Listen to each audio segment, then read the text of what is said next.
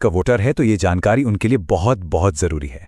चुनाव आयोग ने सिर नाम का एक नया अभियान शुरू किया है जो सीधे तौर पर वोट देने के अधिकार से जुड़ा हुआ है। चलिए इसे जरा समझते हैं। देखिए, ये अभियान 2 फेज में होगा। पहला फेज 4 नवंबर 2025 से शुरू होगा, जिसमें बूथ लेवल ऑफिसर्स यानी बीएलओज घर घर आकर वोटर्स की जानकारी को वेरीफाई करेंगे। अब इस पूरी प्रक्रिया का जो आधार है वो बहुत सरल है।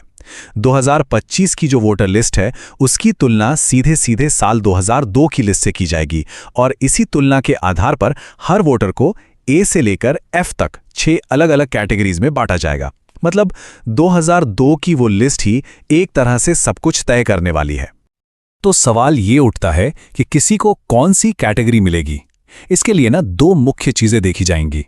पहली, वोटर की उम्र, और दूसरी, 2002 की वोटर लिस्ट में उनके परिवार का नाम है या नहीं। ठीक है, तो सबसे पहले ग्रुप को देखते हैं। ये वो लोग हैं जिनकी उम्र 38 साल या उससे ज्यादा है, यानी जिनका जन्म 1 जुलाई 1987 को या उससे पहले हुआ है। अगर उनका नाम 2002 की लिस्ट में मिल जाता है तो उन्हें रखा जाएगा कैटेगरी ए में, और अगर नाम नहीं मिलता तो उन्हें डाल दिया जाएगा कैटेगरी बी में। एकदम सीधा सा हिसाब है। अच्छा, अब आते हैं दूसरे एज ग्रुप पर। यह है 22 से 38 साल के वोटर्स, जिनका जन्म 2 जुलाई 1987 से 2 दिसंबर 2004 के बीच हुआ है। अगर इनके माता या पिता दोनों में से किसी एक का भी नाम 2002 की सूची में है तो उन्हें मिलेगी कैटेगरी सी।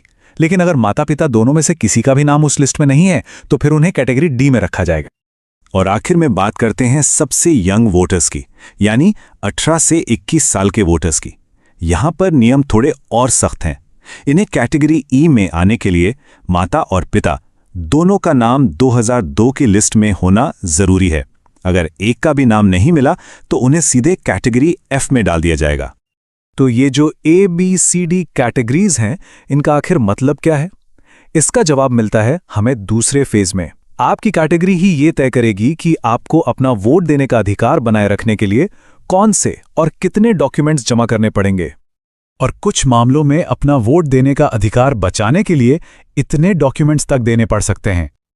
चलिए इस टेबल को जरा ध्यान से समझते हैं। अगर कोई कैटेगरी ए में है तो बहुत बढ़िया, उन्हें कोई प्रूफ नहीं देना होगा। बी, सी और ई कैटेगरी के लोगों को सिर्फ अपना एक प्रूफ देना होगा। लेकिन कैटेगरी डी वालों को अपना और अपने माता या पिता में से किसी एक का यानी कुल 2 प्रूफ देने होंगे। और सबसे ज्यादा कैटेगरी एफ वालों को अपना और अपने माता पिता दोनों का मतलब कुल 3 प्रूफ पेश करने होंगे। और सबसे जरूरी बात, अगर ये प्रूफ नहीं दिए जा सके तो मतदाता सूची से नाम हटने का पूरा खतरा है। तो अब सबसे बड़ा सवाल, आखिर किया क्या जाए?